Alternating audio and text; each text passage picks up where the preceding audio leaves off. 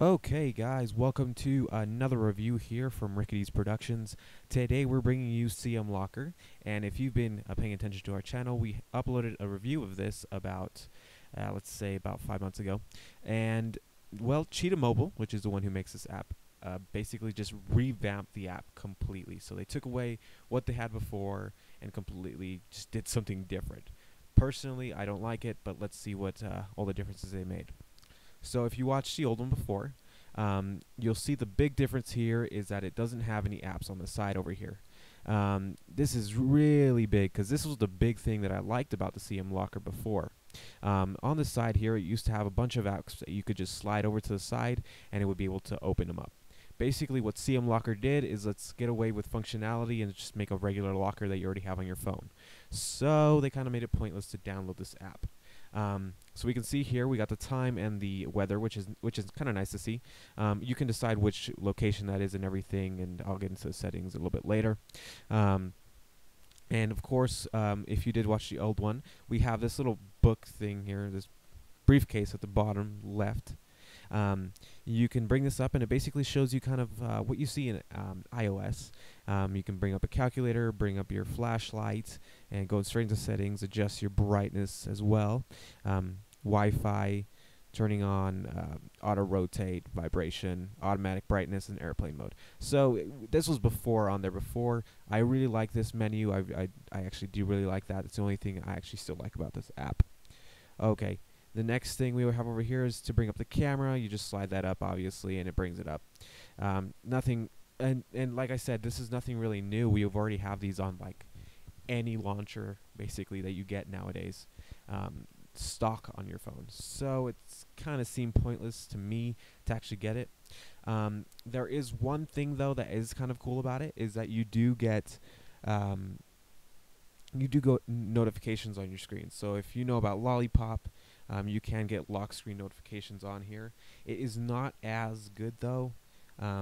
Basically, one thing that I really like about it is that you can decide what the privacy settings are. So if you want it to show only a little bit, it should be popping up right now, a little Gmail notification. And as you can see here, it says you've got new notifications. So that's because I changed the privacy settings on the notification. Let's keep that open. And you can decide if you want it to be kind of more private and just shows you that you got a notification in which app, or you can say, I want it to show everything. As you can see here, you can slide it to the left to close the notification, or you can slide it to the right to open whatever app that is. And that just opened it. Okay. And, well, very reminiscent of what iOS does, very similar to it. So let's open up the actual app here, and it's this little blue one, CM Locker. You bring that up. Let's get back into the settings. So this is your main settings. You can decide whether to activate CM Locker or not. So if you want to actually use it, you need to have it activated. One thing I did see is that it automatically bypasses whatever lock screen you had on there before. So if you did have a PIN on your phone before, it will bypass that completely. Or if you had slide, or if you had none, it would just bypass it, and it doesn't matter if you had anything on there. The next thing you can do is go to notifications. This lets you, it reminds you that you do have any notifications, any messages on there. You got a privacy protection, which I said before, shows how much content. Brightens screen whenever you get a new notification. Basically, you get a new notification, your screen turns on. App notifications, you can decide which ones you don't want to show notifications from. You can go into your passcode, and here's where, like I said, it does bypass the old lock screen before, so you can put a new passcode on there, pattern number, any ones that you had before as well. You can do all that. You can go into your customized settings. This is where it kind of gets where you can customize what it looks like. You can decide which wallpaper. You can choose the default one that comes with it. I had on mine the home screen, so basically just shows the home screen that I have on my launcher, or you can customize to have a different picture, which is nice. You can also hide the status bar. Let me show you what that looks like. That just takes away the time and stuff at the very top, and I'll turn that off, and you can see at the top here it comes back. So that's kind of nice. If you want to take that off, it takes away the look of it, everything. Makes it look more stylish. You can also take away sound. You can decide where you want the weather to come from. So right now I have it from London. You can also decide if you want it from Fahrenheit or Celsius. Time color, you can just, black or white. Languages, of course, you all know what that is. From there, it's just about stuff. Personally, it's not that great. It kind of sucks as a launcher. It's a locker.